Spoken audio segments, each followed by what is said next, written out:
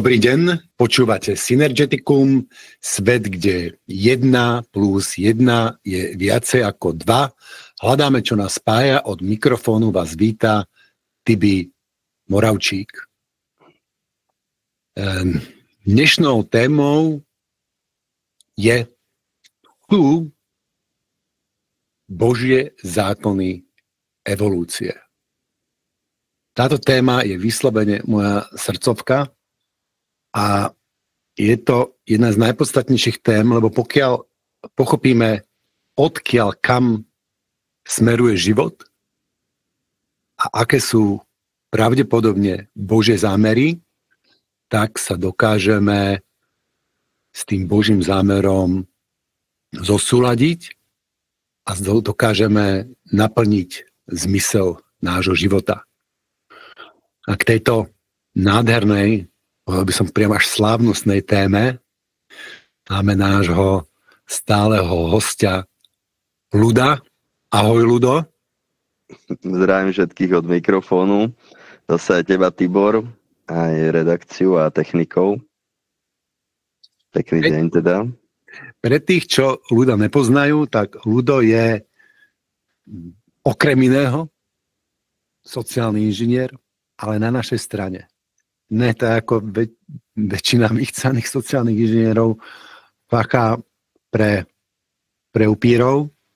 Ľudo fácha pre nás a tým, že nás učí, ako sociálne inžinierstvo funguje, ako nás pasú a ako nás strihajú, tak tým nám pomáha sa oslobodiť. Lebo pravdepodobne jeden z mála spôsobov, ako sa oslobodiť, ako z tejto slamastiky von, je pochopiť, ako to funguje. Keď to pochopíme, ako to funguje, tak máme šancu sa z toho oslobodiť. No, ja budem trošičku viacej rozprávať dneska, ako zvyčajne, ale na úvod som sa už trošku vykecal, takže dám slovo Ľudovi. Ďakujem za slovo. Tak snažím sa v rámci svojich možností a schopností pomôcť. No, ako tak, jak nám povedali aj naši docenti, profesori, aby sme ten mravný aspekt ako technici, lebo sociálne inžinieri sú technici v prvom rade a majú väčšinou ako prírodovedno-technické vzdelanie, lebo spoločnosť je súčasťou prírody, tak sa snažím pomôcť, čo sa dá, no. Tak. Dobre, Tibor, pokračuj ty teraz, dám tebe slovo. Ďakujem. Takže vieš čo, takto by som to asi videl, túto dnešnú reláciu, že ja by som povedal, ako to vidím ja a potom by som nehal na to zareagovať teba tým, že by si ma doplnil alebo by si povedal možno odlišný názor alebo nejak sa vyvinie nejaká diskusia. Takže ako ja vnímam evolúciu, tak ide od jednoduchších štruktúr ku kompletnejším a povedal by som asi zrejme aj inteligentnejším. Alebo inteligencia možno nie je ten správny výraz, ale múdrejším. Lebo inteligentný môže byť aj sociopat, ktorý není dostatočne múdry na to, aby sa vnímal ako súčasť väčších celkov. Ale k tomu sa ešte možno dostaneme. Takže vidíme, že elektróny sa nejako sformovali do atómov, atómy sa nejakým spôsobom sformovali do stále zložitejších a zložitejších molekúl, až nakoniec začali vznikať také prvé formy života, baktérie, vírusy, mitochondrie. A tie sa sformovali neskôr do buniek. Hej. Bunka, čo sa zdá, taký jednoduchý mechanizmus, tak on je plný živých tvorov. Hej. Tam tých mitochondrií, tam je kvantum v tej bunke.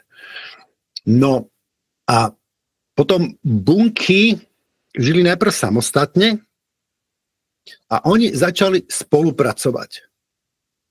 A začali spolupracovať stále väčšie a väčšie množstvo buniek začalo spolupracovať, ale hlavne na vyššej a vyššej úrovni. Tá spolupráca, tá kooperácia sa prehlbovala, až nakoniec vznikol nový život.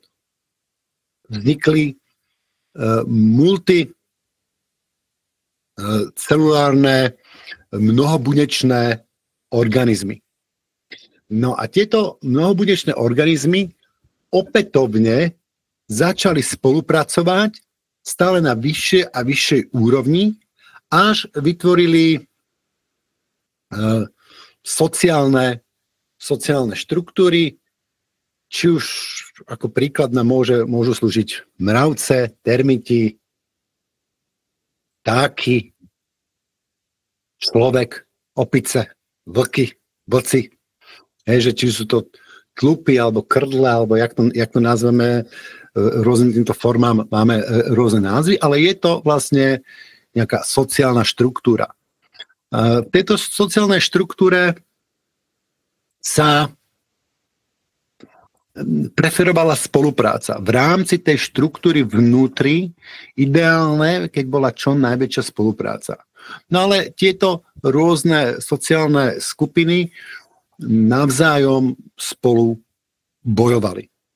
Tam zase bola, ono vždycky v tom vzťahu je aj spolupráca a aj konkurencia. Akurát je to o tom, že čo je čomu nadradené, že či je prioritou spolupráca, alebo je prioritou konkurencia, alebo čo prevláda. Bo samozrejme aj v rámci vnútri skupiny tam môže byť konkurencia a spolupráca je aj v rámci tých skupín. No a takto sme žili v takých nejakých občinách, by sme mohli povedať, tribes po anglicky, v skupinách, klanoch. Sme žili pravdepodobne nejaké 100 000 rokov. No a potom zase sa to začalo spájať. Zase sa to začalo tak nejak zgrupovať a začali sme tvoriť mestá, začali sme tvoriť štáty a začali sa tvoriť impéria. No a tunak bolo nutné zmeniť štruktúru. Tej primitívnej štruktúre, dneska hovoríme primitívnej, ja by som to skorej nazval pôvodnej, prirodzenej štruktúre človeka. Samozrejme, že tam mohla byť aj hierarchia, že tam mohol byť silný vodca, ktorý si to tam nejako uzurpoval, aj keď pokiaľ nefachal pre kmeň, nevyužíval ten svoj potenciál a tú svoju silu preto, aby priniesol dobro kmeňu, tak bol nejakým spôsobom skôr či neskôr určite zosadený. Ale vidíme tam aj rozhodovanie v kruhu, kde si ľudia posadali do kruhu a vytvorili, hľadali čo najlepšie riešenie tak, že využili potenciál každého člena tej skupiny, toho kmeňa. U nás sa to zachovalo v forme, to slovo máme na to buď snem, alebo zbor, alebo rada starších, aj keď pravdepodobne ja by som do tej rady a do toho kruhu určite vpustil aj ženy, lebo ženy majú iný vhľad, ktorý môže byť dosť potrebný. A predpokladám, že dokonca aj dieťa, malé dieťa mohlo často prísť tým, že nemalo ešte vybudované nejaké bariéry vo vnímaní reality a hľadaní riešení, tak mohlo prísť s nápadom. Častokrát dieťa príde s nápadom len preto, že nevie, že sa to nedá.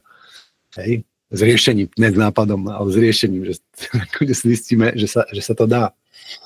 No, lenže ako tá populácia rástla a to spoločenstvo bolo stále väčšie a väčšie, tak už tá komunikácia v kruhu nestačila.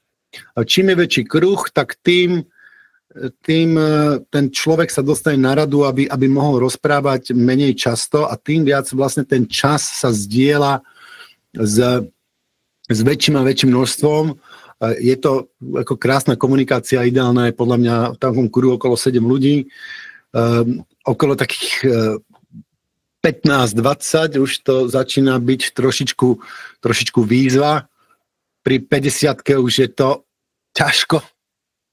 Už fakt, že kým niekto niečo povie a kým ja sa dostanem ku slovu, tak už je to mimo misu. No a táto hranicu sa považuje nejakých 100, 120, maximálne 150 ľudí. Tam už je to o držku. Takže keď tá spoločnosť narastla na toto kritické množstvo komunikácie, tak tam sme museli prejsť na inú štruktúru, prešli sme na hierarchiu, aj keď aj tam boli nejaké možnosti, že sa mohlo rozdeliť na menšie kruhy, ktoré došli k nejakým výsledkom a potom sa mohli prepájať do nejakých väčších, že tam mohla nejaká dôležitejšia štruktúra kruhov vzniknúť, ako sme videli napríklad u kozákov.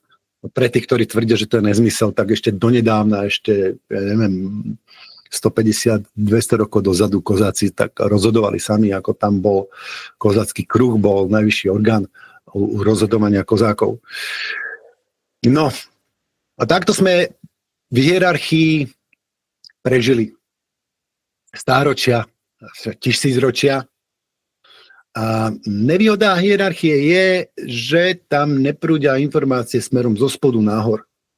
Že sa tam nevyužíva ten potenciál. Väčšinou informácie a rozhodovacia štruktúra ide smerom z hora dole vo forme príkazov, o ktorých sa nediskutuje.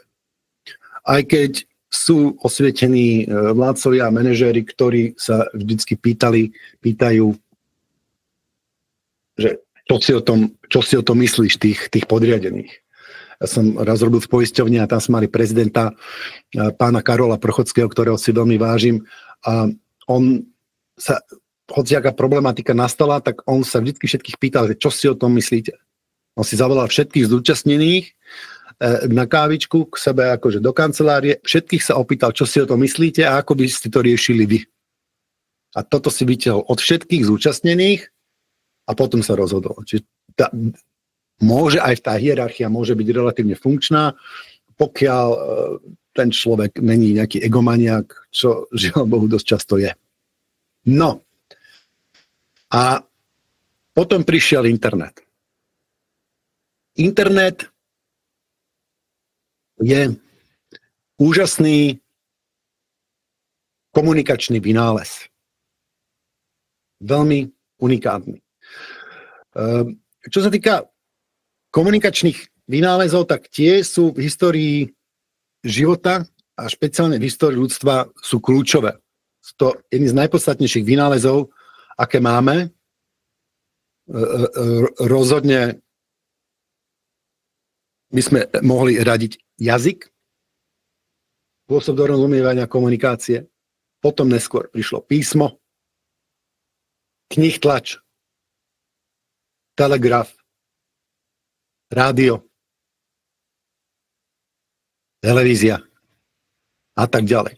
Ale pokiaľ to bola ešte televízia, ešte pred internetom, všetci zúčastnení boli pasívne bunky. Že sa vysielalo jednosmerne. Od zdroja sa vysielalo smerom von a ten poslucháč bol pasívny. Jedna z najväčších prevratných vplyvov internetu je, že každá bunka zúčastnená môže byť aktívna. Môže vysielať a môže zdieľať svoj názor, postoj, myšlienku. Toto je prvý prevratný aspekt, čo sa týka internetu. Druhý prevratný aspekt, čo sa týka internetu, je, že tie informácie idú neskutočne rýchlo. Idú online. Prakticky okamžite. Kým predtým pri najrýchlejšej komunikácii to bol asi poštový holub, tá informácia, samozrejme pred telegrafom po 200 ročia to bol poštový holub, telegraf to zmenil, dynamicky zmenil vlastne celé fungovanie reality. Samozrejme knih tlač bol obrovská zmena spoločnosti rýchlo. No a čo je pre nás veľmi zaujímavé, môže naraz rozprávať viacej ľudí. Že nemusíme čakať, kým jeden dopovie, ale my môžeme naraz rozprávať nás môže naraz na jednej stránke môže vysielať, písať 1000, 1 000 000, hoci koľko ľudí. Hej. No a ten problém je v tom, že je z toho myšmaš, že tých informácií je obrovské množstvo a my sme nimi prehltení. No a tunák môžu vzniknúť nástroje, ktoré nám umožnia takú, ja to volám, synergickú komunikáciu a umožnia nám synergizovať naše myšlienky, ale toto by som si nehal do ďalšieho kola a teraz by som opätovne dal slovo Ľudovi. A jak by si chcel postaviť otázku, hej? Že k čomu by si chcel, aby som sa z toho vyjadril? Lebo ako tá kľúčová, tá otázka, položenie tej otázky, ak sme si minule hovorili, že je kľúčové na smerovanie toho dialógu, akože tú navigáciu, hej? Že čo by si, kam to smerovať proste? Vieš čo, Ľudo, není otázka. Ja som ti nastienil môj pohľad a rád by som poznal tvoj pohľad. Ako to vnímaš, v čom sa, samozrejme my už vieme, ako diskutovať, že v čom so mnou súhlasíš, najprv, hej, tak tomu keď diskutujeme, že vždy vyjadrime najskôr súhlas a potom v čom nesúhlasíš, alebo čo by sa mohlo formulovať lepšie. Jasne, že v čom by som ťa možno doplnil, hej, a v tom súhlase, že nie je len súhlas ako paušálny, ale v akom konkrétnom kontexte, na aké úrovni, hej, alebo na jakých úrovniach, hej, keď na niekoľkých úrovniach s niečím súhlasím a prípadne potom na jakej úrovni už s tým nesúhlasím a prečo, hej, a ďalší dôležitý bod, že prečo si pravdepodobne zo svojich skúseností a podľa toho, jak máš skonštruovanú psychiku, tak, alebo ten mechanizmus svojej psychiky, tak, že prečo si také niečo navrhol. Hej? A čo ja navrhujem a kde by som to možno že skorigoval. Hej? Že to je tie základy toho, jak sa hovorí, sokratovského alebo presokratovského dialógu, teda tej dialektiky, hej? Tej pôvodnej staroantické alebo staroegyptské, že jak fungovala nie ten boj protikladu, ale hľadanie teda tých súvislostí v odlišnostiach, čo sme si tu toľkokrát hovorili. Čo je kľúčový algoritmus, keď chcú ľudia spolupracovať a chceme sa dostať k tomu, čo ty nazývaš ten synergický efekt pre spoločnosť. To, čo aj u zvierat, aj u rastlín, u húb, u ľudí by malo fungovať a dostáva tú situáciu vlastne skokovo na ďalší úroveň. Keď sa k tomu dostane nejaký organizmus, nejaká skupina buniek, keď sa začne špecializovať, tak jak je dnes vlastne ten proces globalizácie, vlastne spájania ľudí do jedného globálneho organizmu, spájania tých národov, a každý národ má svoju funkciu ako orgán toho tela, hej, a preto strata každého národa je veľký problém, lebo tie skúsenosti, ktoré sa v ňom naakumulovali, tak sú zničené, hej. Preto vlastne ten neoliberalizmus sa snaží pretlačiť tú monokultúru, hej, a likvidovať tie národy, hej, že on hlása vlastne ten multikulturalizmus a multikulturalizmus je vlastne zmiešanie tých skúseností alebo niektorých aspektov tých národov, ale nie tých najlepších nutne, ale tie, ktoré sú vyberané tou skupinou osôb, ktoré ašpiruje na riadenie, na subjektívne riadenie tej globalizácie. Lebo globalizácia je objektívny dej, alebo teda proces a ten, kto ašpiruje na riadenie globalizácie, tak vždycky má nejaké subjektívne ciele vo vzťahu k tej globalizácii, že na čo ju chce použiť, že čo má byť cieľom tej globalizácie, teda, ak sme si hovorili, že či teda nejaká forma globálneho, z mnohých fóriem globálneho fašizmu, že ktorý má mnoho tisíc rokov tradíciu v ich ponímaní, ešte od starého Ríma, ešte dávnejšie pravdepodobne, od teda tých teokratických, aristokratických fóriem fašizmu, monarchistických až po tie rôzne demokratické formy fašizmu. Hej.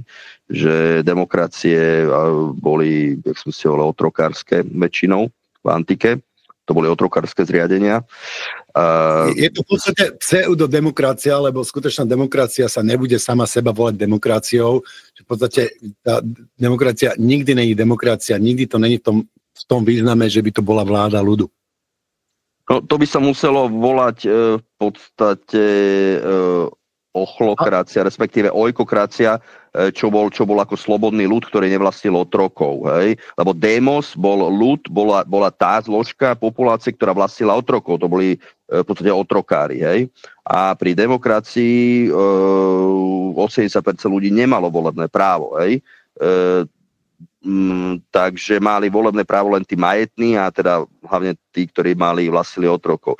Čiže preto je demokracia pôvodne otrokárske a teda v podstate fašistická forma zriadenia. Je, že oni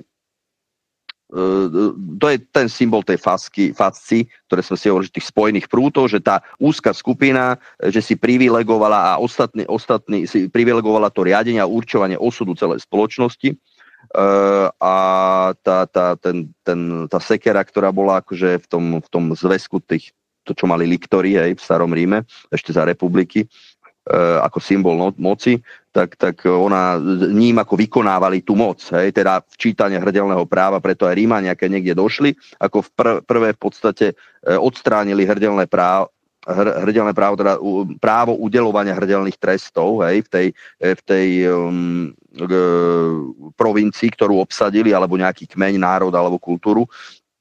A oni si to nehávali pre seba, že o živote a smrti môžu rozhodovať len oni. Hej. To znamená tí, ktorí vládnu v tej rímskej ríši v tomto prípade, alebo v tom režime, ktorý to presadzuje. To, čo robila aj Británia, čo robila Amerika a iné ríše, hej, ktoré zavádzali takéto formy režimu a tak Rímania pod rúškom prínosu civilizácie, hoci mnohé kmene a národy, ktoré zotročili, tak boli na vyššej, v mnohých parametroch na vyššej úrovni, nie len sociálne, ale aj technologické ako Rímania.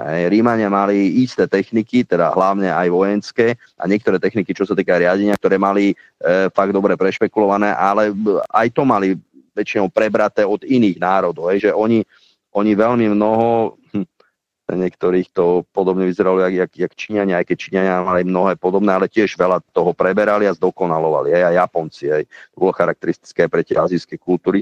A ktoré tie kultúry iné, ktoré oni vlastne, nie že pokorili alebo ovládli, tak mali často aj vyššiu úroveň kulturologickú v mnohých parametroch.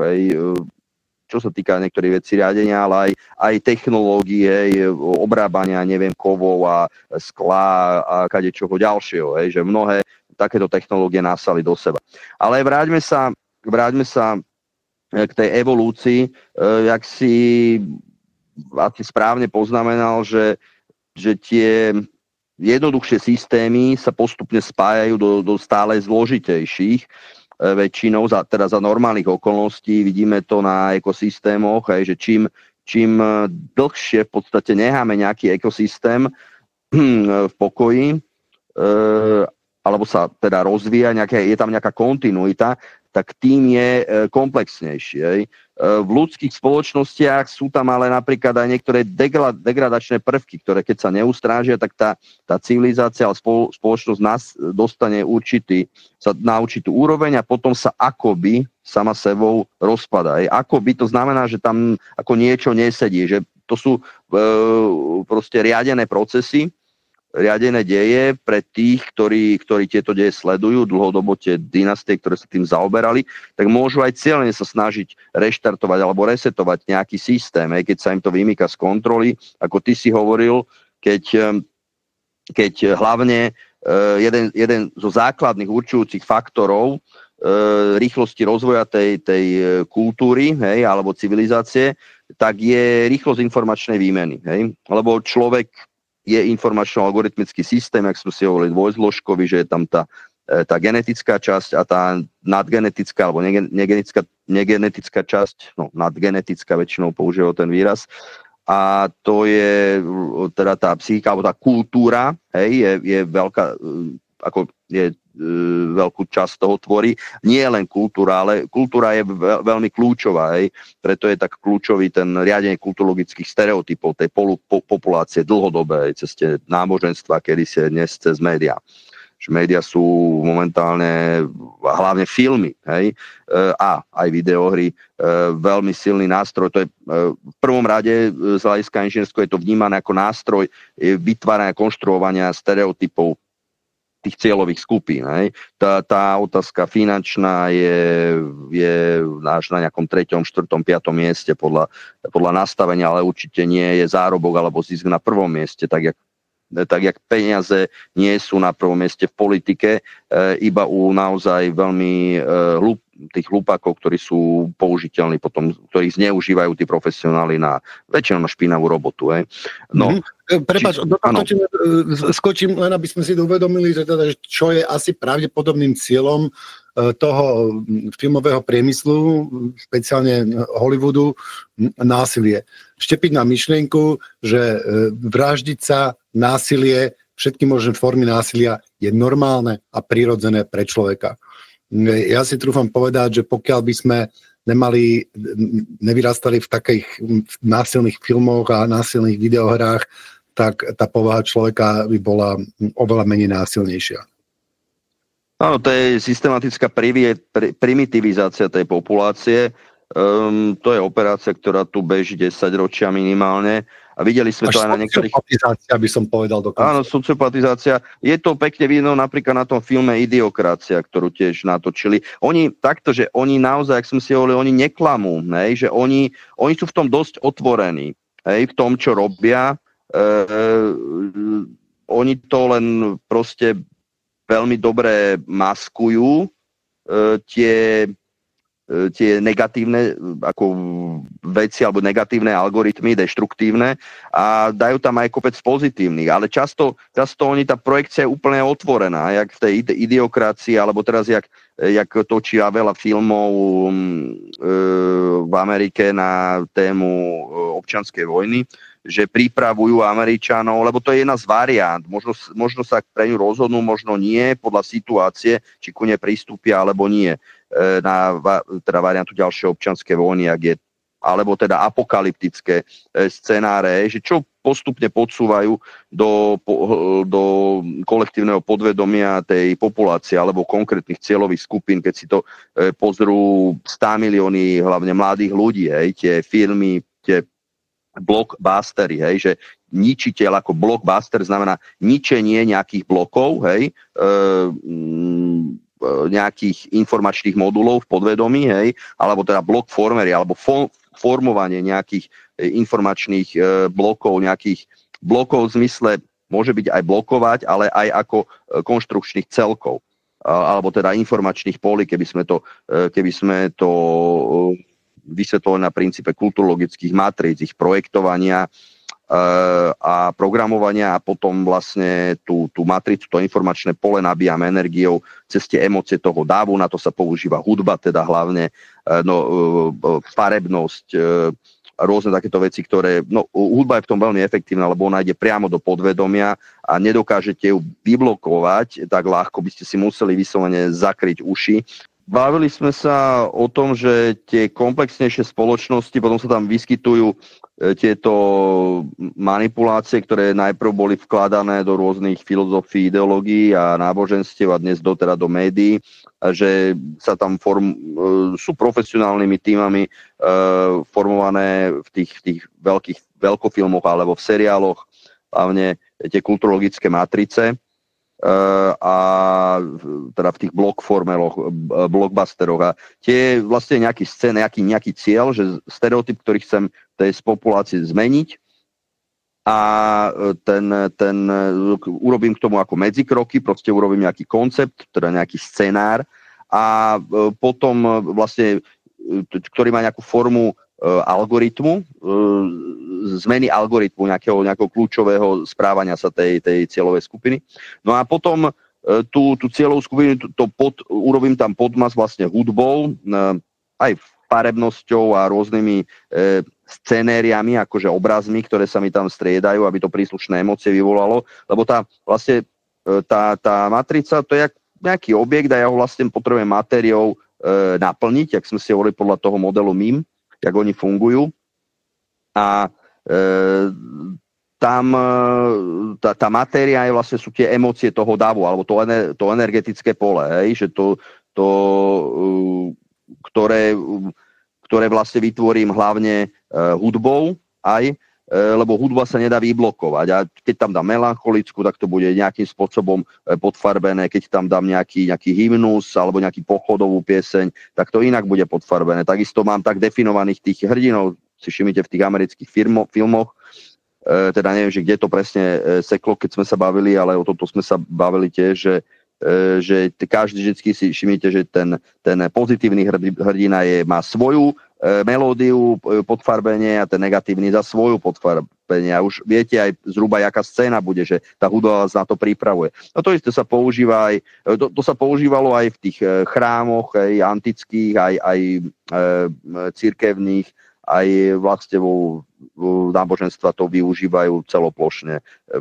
A tým dostanú, vlastne ten algoritmus sa nabije, hej, a tým vznikne nejaká kolektívna osobnosť, nejaké informačné pole a tí ľudia sa začnú podľa toho správať ako už nejaký spoločný objekt, ktorý je potom niekam nasmerovaný, hej, môžu ho nasmerovať do vojny, hej, alebo ho nasmerujú do práce, to sa dá aj pozitívne využiť, keď kostci, keď sa vytvorí ako v podstate to synergický efekt, sa dá aj konštruktívne použiť, že aj negatívne, aj pozitívne. Že keď spolu na poli sa zladili do jedného rytmu a si spievali nejakú melódiu, ukľudňujúcu, stabilizujúcu a rýchlejšie to pole pokosili, hej, že keď naraz vždycky bol záber, takisto pri veslovaní, hej, že úplne jednoducho, že im dali tam jednoduchý rytmus a zladili to ako do jedného organizmu a tým pádom, ktorý slúžil na hýbanie tej lode efektívnejšie, lebo keby každý sám za seba išiel, tak by to nefungovalo.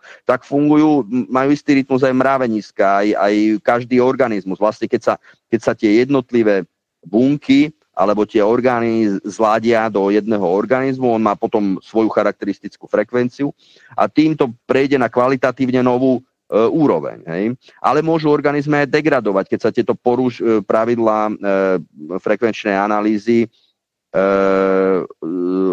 a harmónie, hej, keď sa to naruší. Hej, aj v hudbe máte tie pravidlá, tak jak sú pri optických vnemoch, máte to pravidlo zlatého rezu, Fibonacciho postupnosť a ďalšie takéto, to sa volá transcendentné iracionálne čísla, ktoré sú vlastne vyjadrením intuície, že im intuitívne vás to priťahuje, lebo oni vlastne symbolizujú nekonečno, to sú nejaké nekonečné alternujúce rady, hej, keď si to pozriete aj vo Wikipédii, a oni imitujú alebo približujú ľuďom nekonečno, čo ľudí priťahuje, hej, lebo tak sa hovorí, vesmír je večný a nekonečný. No a týmto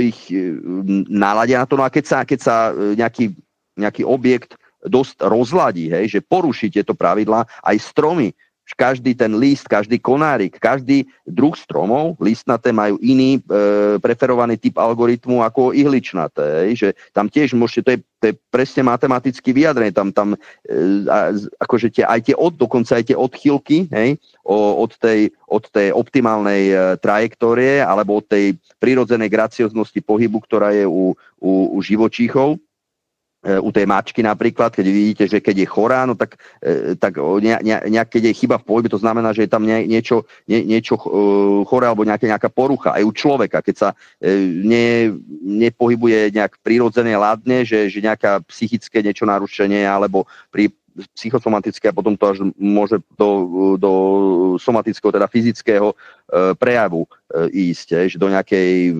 choroby. Čiže toto sú všetko pravidlá, ktoré pri tej evolúcii sú kľúčové a vlastne oni ju ženú, tlačia ku konkrétnym medzicieľom a cieľom aj dlhodobým, kam sa má ľudstvo vyvíjať od tých jednoduchých organizmov po stále zložitejšie, hej, A keď teda nejaká skupina organizmov naplní svoj potenciál, alebo ten organizmus nejaký druh, tak potom prejde do kvalitatívne ďalšieho. Alebo keď ho nenaplní ten potenciál, tak hynie, kolabuje. Že keď není v súlade s tými pravidlami, vyššími pravidlami vis major, alebo teda evolúcie. No a toto sa aj pri riadení spoločnosti, pri inžinieringu, kulturologickom a sociálnom sa to využíva aj v dobrom, aj v zlom. Podľa toho, aké máte ciele, môžete tieto technológie, tieto znalosti a akcentovanie, vychádzajúc teda v prvom rade z pravidel spomínanej frekvenčnej analýzy, lebo sme si hovorili, že všetko sú nejaké deje a tie deje majú svoje frekvenčné charakteristiky, majú kvítavý charakter, alebo teda ten cyklický, alebo teda keď bereme priestorovo, takže je to nejaká kmitajúca akoby špirála, hej. Alebo teda v ezoteriky sa to volá vibrácie, že nič není statické, hej. Aj keď je to len jedno, keď sa hovorí hudbe to rytmické gesto, jeden prejav, hej, tak to je vlastne jedna alebo polovica vlnovej dĺžky, keď si pozrite sinusoidu jednoducho, alebo teda nejaký signál, tak ten jeden oblúčik, či už horný, alebo dolný ten kopček, hej, že ten kopček, alebo teda tá dolinka, hej, jak ste sa učili na fyzike aj na základnej a na strednej škole. Takže tieto pravidlá tej frekvenčnej analýzy sú veľmi kľúčové si uvedomiť, že na čo ste sa to vlastne učili.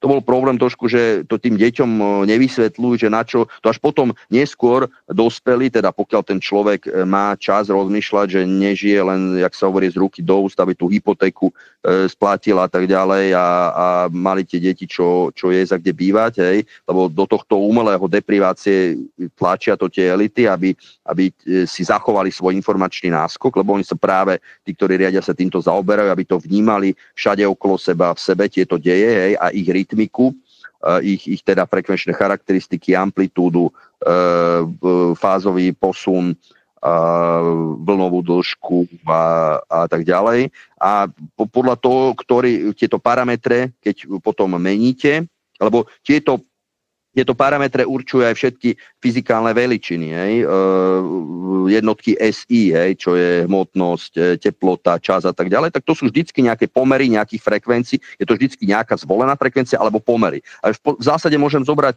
jeden nejaký prvok, jak sa načas používa, čo to je cézium alebo niektoré ďalšie prvky, ktoré sa volia ako etalóny pre definíciu jednotlivých mier, alebo teda fyzikálnych veličín základných, tých, ktorých je 7, a potom sú odvodené. Hej. A to sú tie miery, alebo tie fyzikálne veličiny, ktoré majú svoju číselnú hodnotu, ktoré potom dávam do tých vektorov, keď popisujem vlastne akýkoľvek stavy prírody a spoločnosti, a ciele, hej, a ich stavy, a aký je rozdiel číselných hodnôt toho v tom vektore, tej konkrétnej veličiny, ktorú ja chcem zmeniť, hej, v tom správaní sa človeka, hej, že čo bude robiť treba dlhšie alebo pomalšie vzhľadom na čas, hej, že niečo bude viac alebo menej jesť, hej, to znamená ako hmotnostne, alebo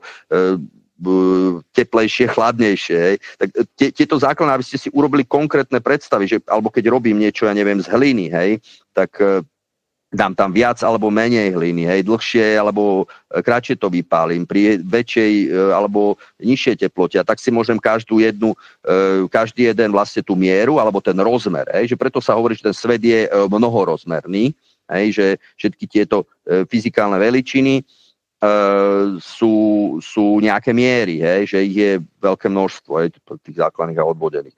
No a keď takto to vnímam, hej, a toto sú vlastne tie pravidlá tej evolúcie, jak je to nastavené, lebo vždycky je tam nejaký fyzikálny vzťah, biologický, chemický, hej, aj tie energetické polia, teda elektromagnetické, gravitačné a tak ďalej, tak majú svoje, všetko sa dá pekne vyjadriť týmito obecne platnými, hej, všade v doteraz známom vesmíre, univerze, tom našom nekonečnom, väčšnom nekonečnom aj vyzerá, lebo nemôže nič niečo z ničoho vzniknúť, hej, jak hovorí fyzika, jak máme pravidlá, že to by porušovalo teda základné pravidlá, teda aj ten Big Bang, čo som si hovoril, že to je taká politická, skôr čisto teória, ktorá naväzuje na tie predchádzajúce také riadené ilúzie, hej, tie také pseudonáboženské systémy, ktoré nemajú s Bohom asi moc spoločné, respektíve aj majú niektoré veci, ale je to tam hodne vykuchané, že je to veľmi silno zmanipulované, ako bolo to ovládnuté ako riadiaci mechanizmus na tie masy z tých prírodzených tendencií, že toho človeka to tiahne sa pýtať, že prečo som tu, jak vznikol svet a tak ďalej, je tu niečo vyššie, kam idem potom, keď zomrem, alebo teda je tá transformácia, jak niektorí hovoria, tomu exitu, hej, že to je proste, lebo niektorí hovoria, že jak platí pravidlo zachovania energie, platí aj pravidlo zachovania informácií, čiže ani to informačné pole, alebo teda ten duch, alebo duša, hej, čo sme si minule rozoberali, tak nemôže len tak zaniknúť, hej, že proste ono potom hľadá iný nosič, hej, či to nejaké elektromagnetické pole, alebo nejaký iný človek sa to znova narodí, čo bolo ako či už reinkarnácia, alebo potom je v nejakom inom poli, hej, lebo sú rôzne typy fyzikálnych polí, to je súčasťou hmoty, tak jak aj plazma, alebo vákum, hej, že to mnohí vnímajú ako forma hmoty, lebo vieme, že keď vákum bombardujeme nejakými subatomárnymi časticami, tak ono emituje iné, že to není prázdnota, hej, že toto niektorí fyzici vnímajú ako jednu z foriem hmoty, hej, teda agregátnych stavov, tak jak je teda tekuté, plynný stav hmoty, tekutý, pevný, hej, je plazma, sú polia, hej, fyzikálne, vákum, hej. Takže no a potom žiarenia a tak ďalej. Takže tieto pravidlá evolúcie, alebo tieto prírodné zákony, hej, oni určujú tú evolúciu a vyzerá, že áno, ide to, jak si hovoril, od tých jednoduchých organizmov stále k zložitejším, hej, ale je tam aj taká možnosť, že proste tie, ktoré nejakým spôsobom sa vymknú týmto pravidlám, alebo môže tam nastať degradácia aj genetického kódu, hej, tak jak sa telomery vekom zmenšujú, hej, a potom príde tomu ako smrti, exitu alebo transformácii do iného bytia, do iného stavu existencie. Pravdepodobne teda akože takto vyzerá. Prepáčte, do toho skočím. No ono nám ten genetický kód sa deformuje posledných 100-150 rokov neuveriteľným spôsobom.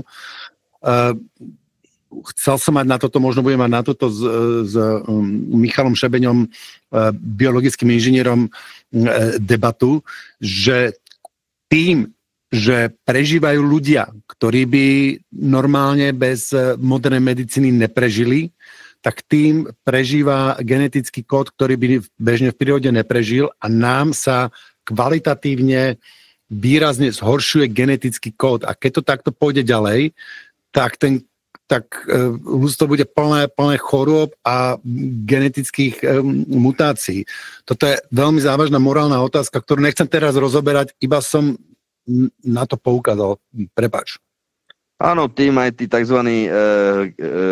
Kreacionisti, hej, že títo obhajujú, že to vlastne bolo stvorené správne a že to akože degradovalo, hej, aj keď akože kreacionizmus, my to skoro vnímame tak, že áno, Boh stvoril tie pravidlá, hej, evolúcie, že kreáciou, hej, že kreoval tie pravidlá evolúcie. No a tento problém tej degradácie, áno, to je ten model prírodzeného výberu, a je tam tá morálna, skôr by som nazval mravná otázka. Morálka, mravnosť nie je nutne úplne to isté, lebo niekto, kto má akože vysokú morálku ako nasadenie, že odhodlanie, ako v tom skorej kontexte.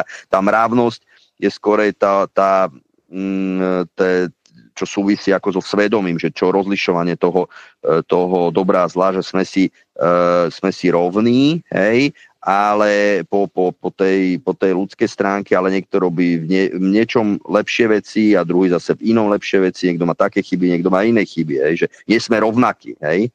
že že v tomto zmysle sme si rovní ako ľudia, ale nie sme rovnakí, že každý je iný a vždycky každé dva názory nikdy nie sú rovnocenné. Jeden je v niečom dobrý, bližšie a v niečom ďalej, ako od tej objektívnej reality alebo od toho pohľadu Božieho na tú konkrétnu vec, na ten konkrétny dej a jeho smerovanie, kam by optimálne mal smerovať. Že to je tá objektívna realita. Objektívna realita je vlastne, jak sa hovorí, pohľad vis major na danú situáciu a jak ju riešiť. A teraz sa snažíme to aproximovať alebo iterovať, teda, že čo najbližšie sa priblížiť v tom chápaniu, aby sme pochopili, čo treba urobiť a potom sa môžeme rozhodnúť, že či to urobíme, či pôjdeme tým smerom alebo nie. To sa týka aj tej genetiky, hej.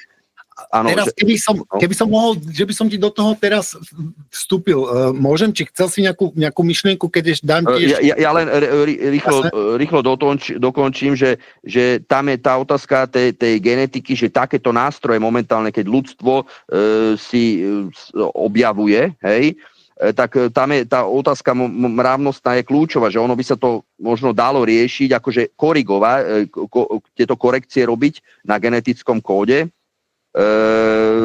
A potom je aj otázka, že do jakej miery je zodpovedný genetický kód za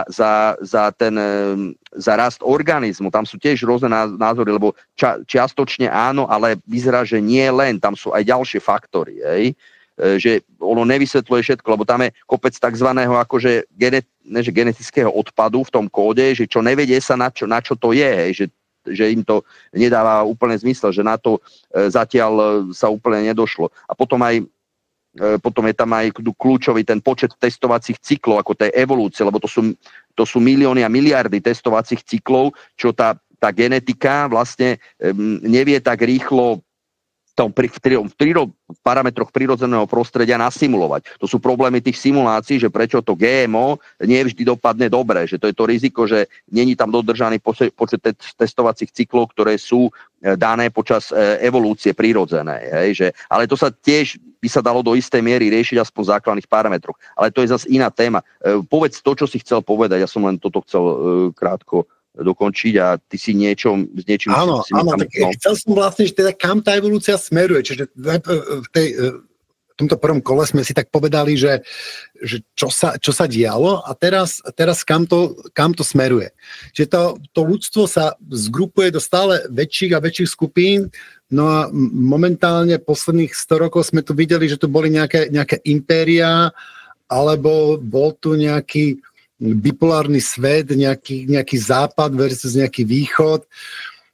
Potom po rozpade toho východného bloku to bol chvíľku taký nejaký chaos, čo dalo možnosť absolútnej dominancii Spojeným štátom, no ale teraz tu zase formuje nejaká opozícia vo forme BRICSu a tak ďalej, čiže zase by to mohlo vyzerať, že tu budú nejaké dva silné bloky, ktoré by potenciálne mohli spolu bojovať. No ale keď si ten trend, tú linku pritiahneme ďalej, tak by sa to malo zjednotiť. A ďalší evolučný krok podľa mňa je globálne ľudstvo. Globálna kolektívna inteligencia. A tá kolektívna inteligencia naozaj na oveľa hlbšej úrovni, ako sme momentálne zvyknutí. A ja tu poviem môj takú jednu osobnú skúsenosť s touto kolektívnou inteligenciou. Ja to v tejto relácii opakujem viacerýkrát, ale je to tak kľúčové, že a práve hodí sa to v tejto relácii, že to zopakujem znovu.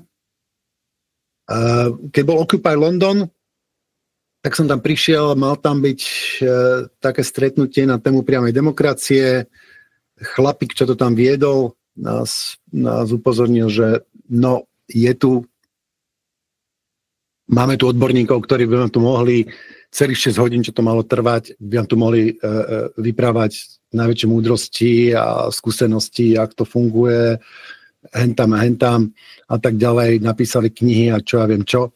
No ale vy by ste tu stále boli pasívne bunky, iba príjimače.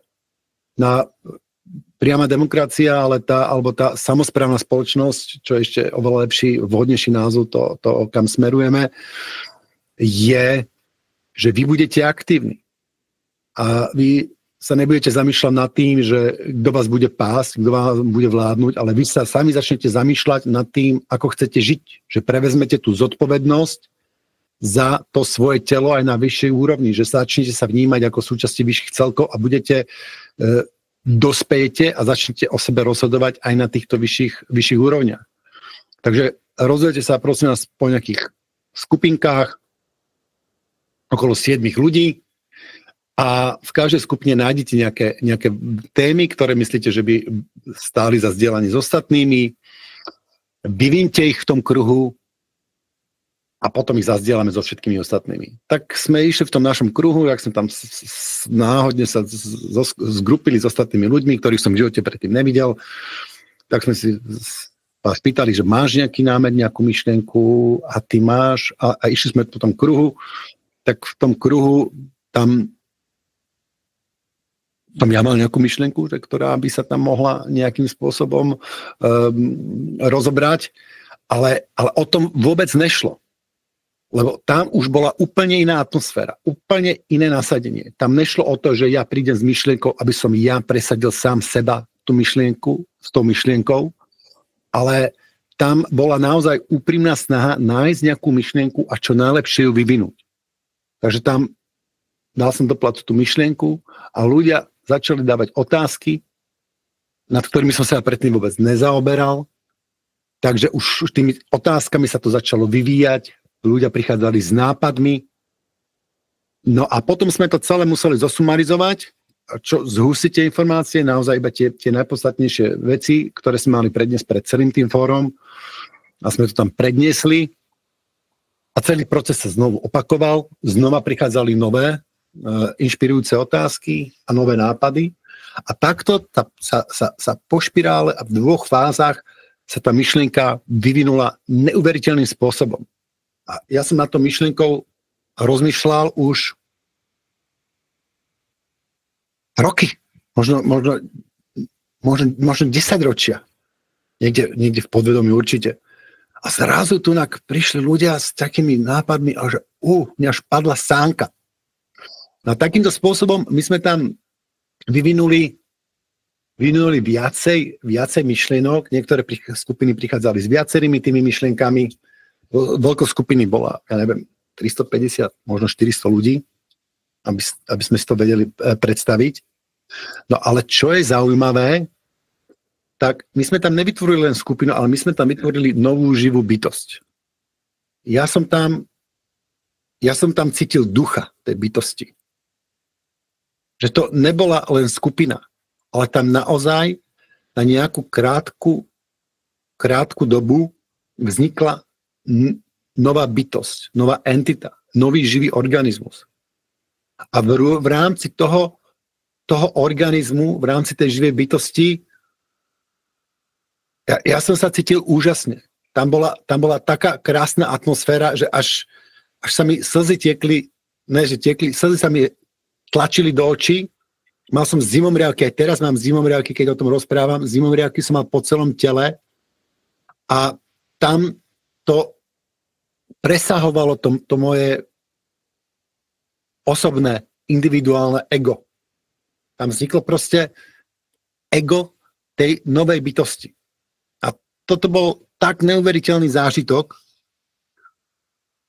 že by som ho doprial všetkým. A ja som presvedčený, že toto je model, toto je smer, ktorým sa poberá tá evolúcia a toto je zámer toho vis major alebo toho Boha, aby sme sa my uvedomili a aby sme sa my začali spájať spojili a to bol vlastne asi pravdepodobne prvý vedomý evolučný krok, že by sme vedome vytvorili nový organizmus a takto to vidím. Ešte by som dodal, že tam není nutné sa vzdať z toho svojho osobného ega. Že práve není nutné potlačať tú individualitu, ako sme videli v tom sociku, v tom predošlom systéme, alebo ako vidíme v Číne. Práve naopak.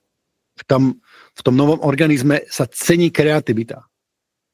A každý jeden jedinec má neuveriteľnú cenu lebo môže priniesť niečo iné do toho a ja odhadujem, že tá skupina mala IQ 2000, 3000, ale čo je podstatnejšie, že mala neuveriteľný kreatívny potenciál, ktorý zatiaľ nejako nemeráme, ale určite v budúcnosti budeme. A práve tam, čím je tá pestrosť tých individuí väčšia, čím boli vychovávané k tvorivosti, miesto toho, aby boli vychovávané, aby im boli ustrihávané krídelká, aby boli do nejakých boxov násilne vtláčané, tak tá kreativita, to je vlastne tá esencia Boha, ktorú máme a ktorou môžeme prispieť a ktorou môžeme tú bytosť, to kolektívne, globálne vedomie, kolektívne ľudstvo, čo na prahu čo stojíme a čo sa práve teraz deje, môžeme priniesť. No a prvým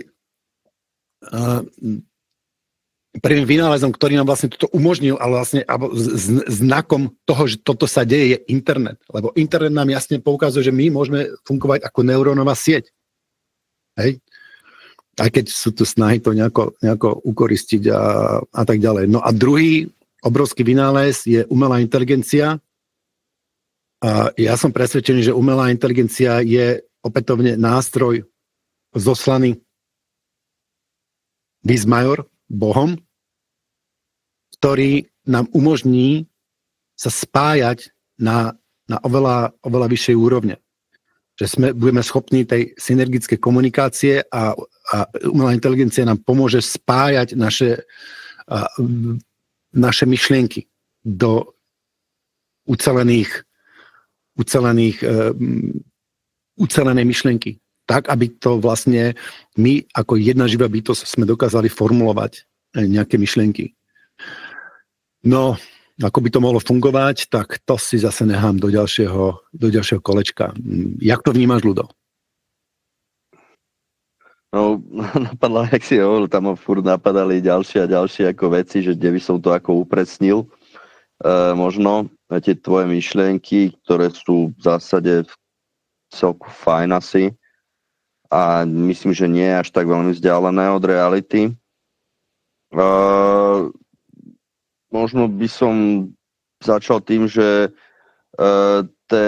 ľudia to dokážu aj bez internetu, hej, len ten internet vyzerá, že bol umožnený vďaka vývoji informačných technológií alebo zrýchľovaní prenosu a tým zrýchľovaním vlastne sociálneho času, lebo ten biologický čas je daný fixne, hej, že z generácie na generáciu zhruba priemerne každých tých 25 rokov je nová generácia. Niektoré ženy majú deti, ja neviem, 12-13, čo je extrém, a druhý extrém je niekedy v 50 a viacej, dokonca ešte dnes. Takže, ale štatistický priemer je niekde na 25 až 30, hej, tam nie sú také rozdiely. Akože mierne to stúpa, ale no, a ten sociálny čas, a toto je v priebehu posledných minimálne 5, 7, 8 tisíc rokov, hej, že to je vlastne pomerne stabilná frekvencia ako referenčná, orientačná. No a ten sociálny čas sa zrýchluje, hej, že kedysi rýchlosť tej zmeny technológií trvala stáročia, ak nie tisícročia, hej, že keď vynašli pluh, hej, alebo zavlažovacie systémy a tak ďalej. No a potom, až to prešlo, vlastne tá technologizácia k tým informačným technológiám dnešným, že cez, jak som si hovoril, že tie holuby, potom boli kone, potom boli teda párené stroje, hej, až po auta, telegraf a teraz vlastne telefóny, televízia, internet. Hej. Čiže tie informácie, to znamená, čo je informácia? Informácia je zmena nejaké matrice toho materiálu, ktorý chcem, či už biologického alebo nebiologického, ktorý chcem vytvoriť, ktorý chcem zmeniť. Hej. Čiže ja môžem na diaľku veľmi veľkou rýchlosťou prenášať informačné moduly a na základe toho tvoriť novú existenciu, meniť bytie, či už teda to, čo voláme hmota, alebo tú energiu, hej? Lebo hmota je vlastne energia. Čiže tým ja môžem tvoriť, lebo človek je v prvom rade tvorca. Hej. Keď netvorí, tak ako by nedýchal, zomrie. Hej.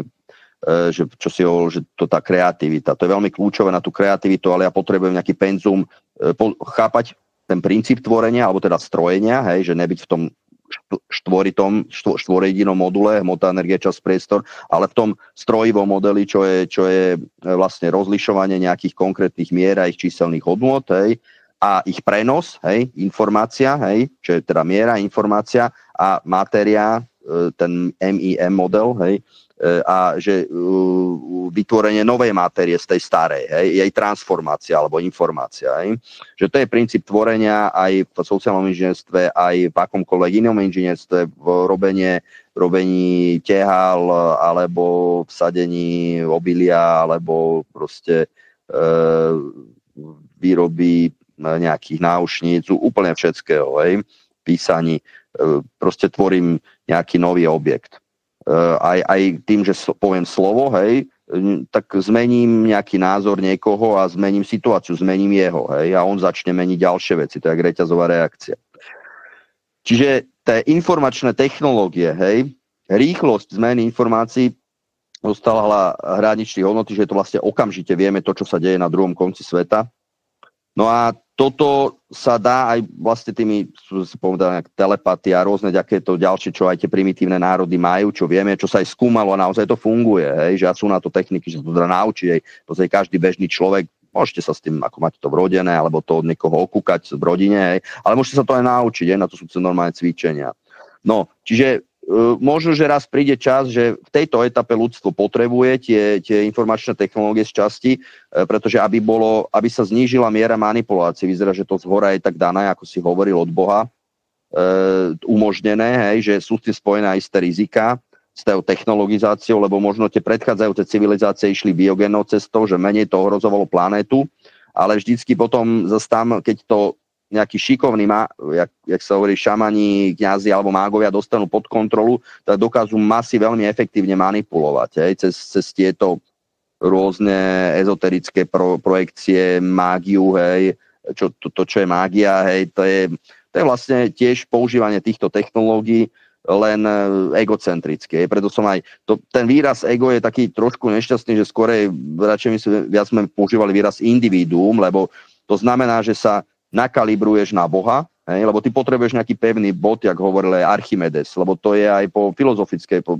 izraelská gréckých filozofii v tom Likoene, v tých gymnázionoch, čo mali, tak ty potrebuješ pevný bod nie len na tú páku, na pohnutie nejakého objektu, ale aj v tom zmysle ako filozofickom k láske, k múdrosti a k pochopeniu existencie a smerovaní tej existencie človeka a spoločnosti ako takej.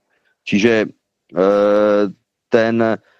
to individuum in divi duo, hej, jak sme si hovorili, že s Bohom alebo v Bohu, spolu s Bohom, že viem, že svet sa netočí okolo mňa, ale okolo Boha a tým celá tá skupina tých jedincov, ktorí sa snažia vytvoriť ten vlastne kolektívny intelekt, do ktorého si ty hovoril, tak sa nakalibrujú na rovnakú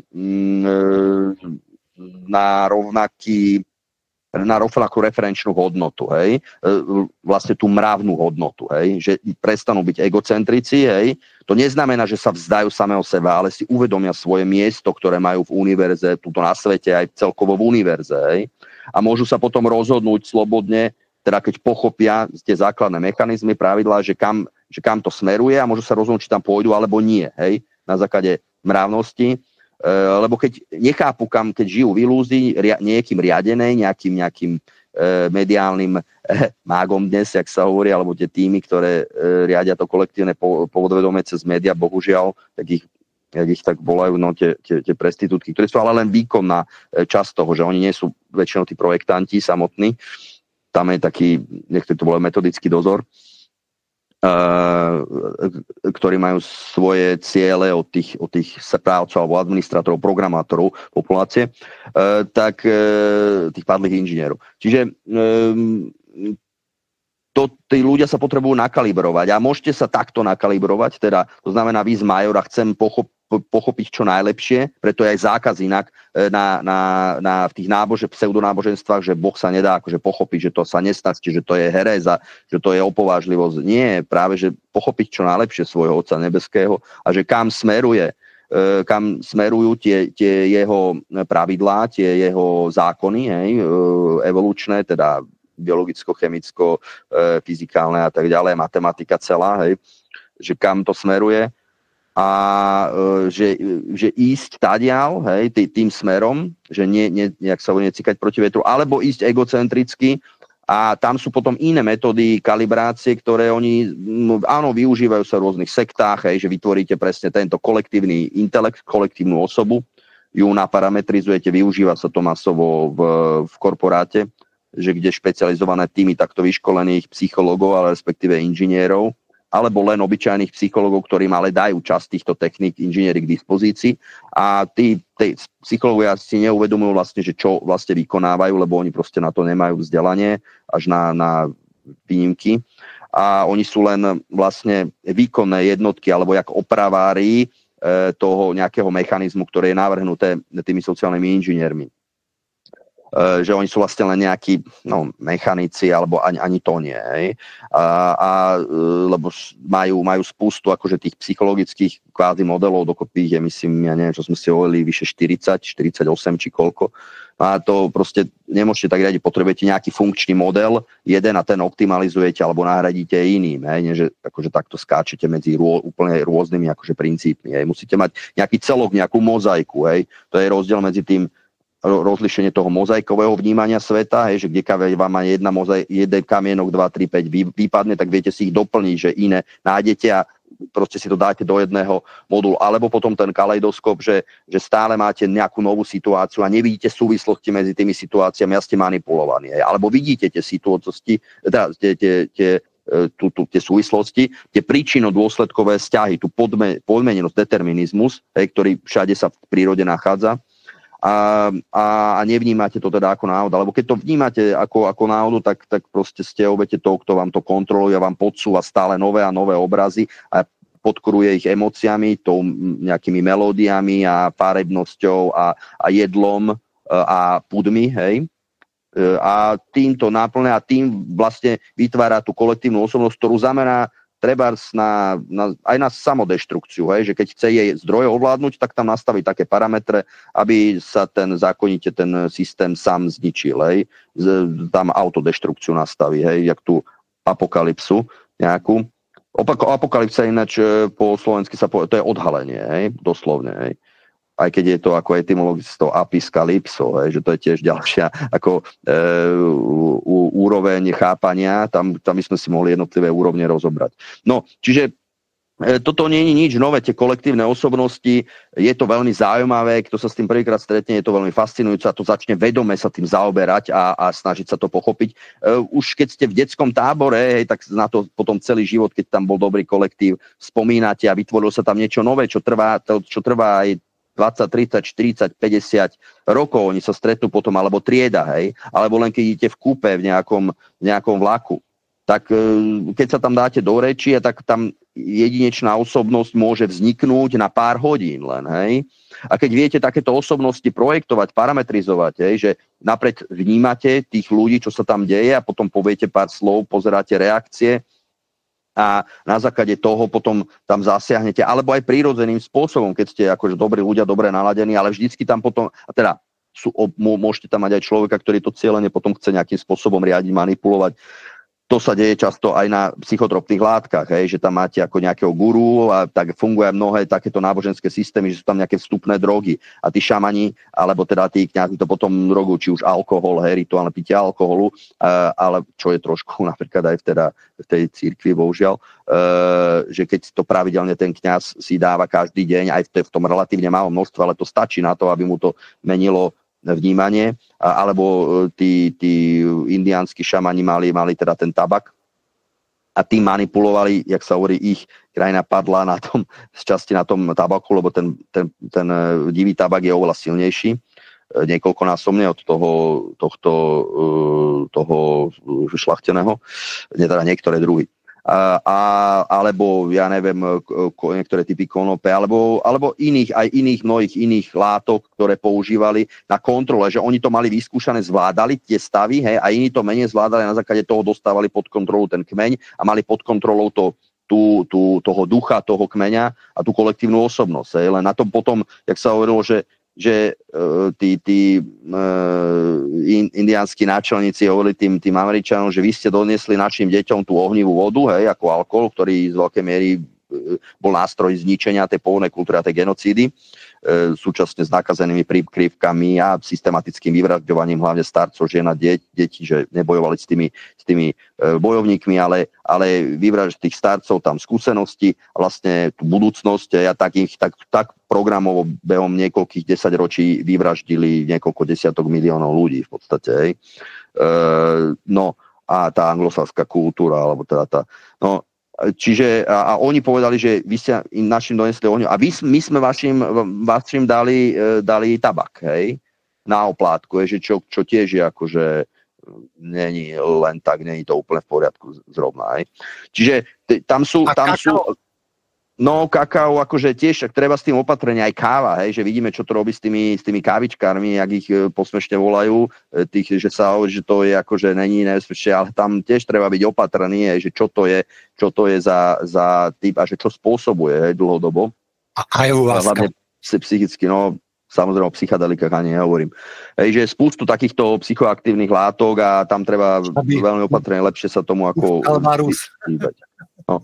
Čiže toto ako vytváranie kolektívnych osobností a kam by to malo ísť, keď sa raz svet, áno, tam vyzerá, že naozaj je to tak nasmerované, že by sa mal spojiť a potom expandovať možno ďalej do vesmíru, že vytvorí jednu osobnosť. Hej. To aj napríklad mali sme, jak ty si hovoril zážitok, tak v škole poviem ešte rýchlo, lebo už máme málo času, že došiel raz docent a neviem, či sme to spomínali, niektorí študenti sa smiali, že kolektívna osobnosť, kolektívna psychika, že to neexistuje, hej? Že kolektívne podvedomie. No a, alebo teda kolektívny intelekt, hej?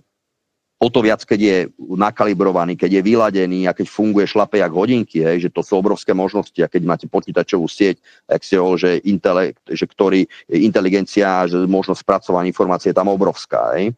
Preto čím viac ľudí, hej, tak v podstate tá Zem zvládne veľké množstvo ľudí, tam 20-30 miliard a to sú noží, to je len silnejšia v podstate sieť a väčšiu kapacitu informačnú spracovateľskú a čo by mohlo také ľudstvo dokázať, hej.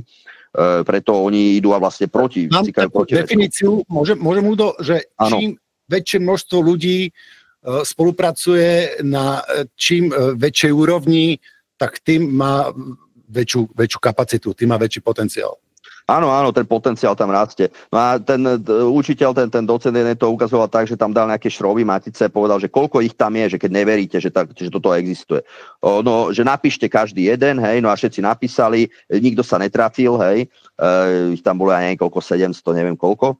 No a, ale keď urobil matematický, akože priemer, hej, celej triedy, hej, že každý povedal, že koľko, on to zoradil, urobil rád a vypočítal matematický priemer, tak ten tomu bol najbližšie, hej. Samozrejme, pokiaľ to niekto vedome nesabotuje taký proces, hej, ale tam im ukázal, že spolu, keď to spojíte, že to je také jednoduché úplné cvičenie, že jak ukázať aj deťom, aj študentom, že to naozaj existuje, že, lebo mnohí dokonca psychológovia, takí tí bežní, alebo tí pseudopsychológovia s tým bežným pseudopsychologickým vzdelaním, to popierajú, hej, ale to naozaj je veľmi silný nástroj. A to aj u zvierat, hej, u roje vtákov, tak sú programované aj tieto roje robotov a niektoré typy umelej inteligencie a o humanoidných operačných systémoch ani nehovorím. To je ďalšia veľká kapitola, ktoré optimalizujú práve správanie sa týchto kolektívnych osobností, aj ich jedincov, lebo každý má nejaké danosti dané zhora, s ktorými sa tu rodia, tie by mal realizovať ten potenciál a potom ešte to je ďalší boost, ďalší level, kde sa môže tá kolektívna osobnosť aj v malej forme nejakej sa kmeňa alebo rodiny alebo firmy, hej, dostať. Že keď máte takúto firmu, ktorú takto postavíte, tak prevalcuje konkurenciu behom niekoľkých mesiacov najskôr, že to sú obrovské možnosti a dá sa to dobre využiť a dá sa to aj veľmi, veľmi negatívne, jak to využijú na manipuláciu ľudí alebo na ich blokovanie, hej, že tam celá paleta týchto nástrojov, ale dám ešte, lebo za seba si budeme si končiť, dám ešte tebe rýchlo slovo, Tibor, či si ešte neviem, niečo chcel akože doplniť, povedať, alebo niečo má opraviť? Alebo je nejakú otázku? Ne, skôr sa doplňame, podľa mňa. No, jasne. Koľko ešte máme presne minút? Ešte máme asi také 4 minútky, to odhadujem. Jasne. A keby sa to prerušilo, tak... Jasne, pôjde. Že, tak ešte prípadne teda doplním akože to smerovanie ďalej, či sme sa stretali ľudí, ktorí sa tým zaoberajú, teda profesionáli z týchto špecializácií, ktorí sa ešte, hovorím aj za bývalého režimu, sa týmito otázkami zaoberali, že vlastne kam má ten východný blok ísť, kam má aj ľudstvo celé, lebo oni tiež aspirovali, že to má byť akože globálna, ten marxizmus v mnohom aj nešťastný, v niečom funkčný, v niečom nefunkčný, oni to chceli ako globálnu ideológiu, teda zo západu importovaný.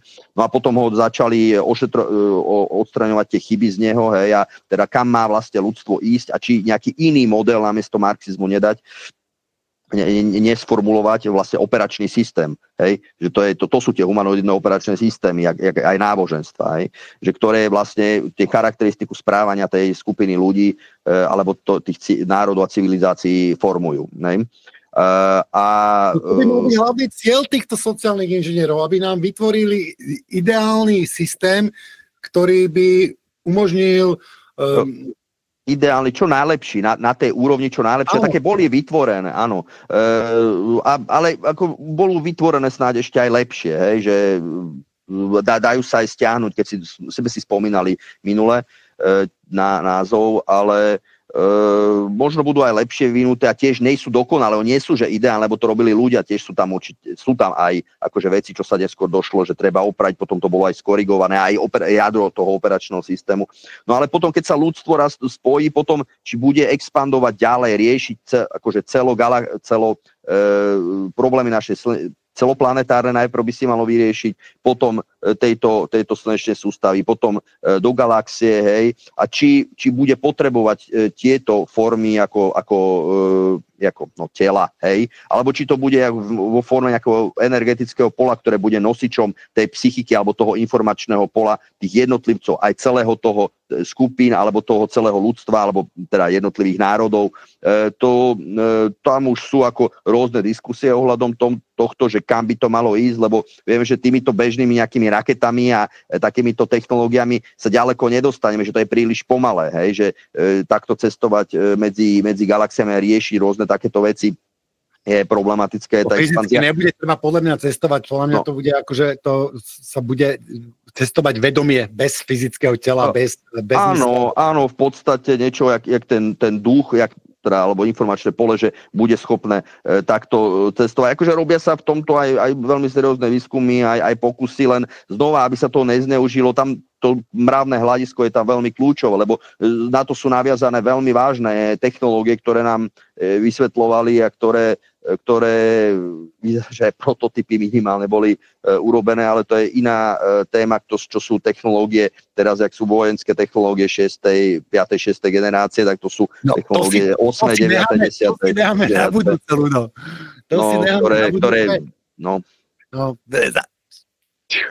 Takže, dobre. Opätovne nám to obelo a opätovne zase v tom najlepšom musíme prestať, musíme skončiť. No. Každopádne ďakujem ti za túto úžasnú diskusiu. Ďakujem aj ja, aj tebe, Tibor, aj teda technikom a poslucháčom, že vydržali s nami. Tak, ďakujem poslucháčom. Inak kľudne nám píšte, no my teraz pretáčame celá relácie, to znamená, že nebudem môcť reagovať na tieto, ale píšte nám na ten e-mail zverejnený yahoo.co.uk. Píšte, minimálne nás inšpirujete k nejakým ďalším témam, nejakým ďalším myšlienkám. Ja tie e-maily, čo sa týkajú ľudovej relácie, preposielam ľudovi. To znamená, že sa dostane k tomu a skôr či neskôr nejak vám na to aj zodpovieme. Môžeme si urobiť celú jednu reláciu, kde sa budeme venovať len mailom, že boli už viacero, čo sme rozoberali, raz sme skoro tretinu relácie tomu venovali dávnejšie, ale keď sa to nazhromaždí, tak tak môžeme si to prejsť takto. Aj to vsunúť medzi tie relácie nejak. Jasné, urobíme to. My to môžeme, jak to máme pretočené, tak to nemusím v takom poradí, jak to točíme, posielať, ale môžeme si spraviť aj takú listáreň skorej. Jasne, určite. Dobre. Tie otázky sú vždycky veľmi zaujímavé, lebo to nám ukazuje, že na akej úrovni chápania ste a kam až môžeme ísť, lebo niektoré veci, čo človek ešte nejak není na to pripravený, možno čistým operovať, alebo ísť ešte ďalej, to veľa závisí od vás. No. Dobre, takže ďakujeme za pozornosť, za podporu, za manažovanie zo štúdia, tešíme sa, do počutia. Do počutia. Táto relácia vznikla za podpory dobrovoľných príspevkov našich poslucháčov. Ty sa k nim môžeš pridať. Viac informácií nájdeš na www.slobodnyvysielac.sk. Ďakujeme.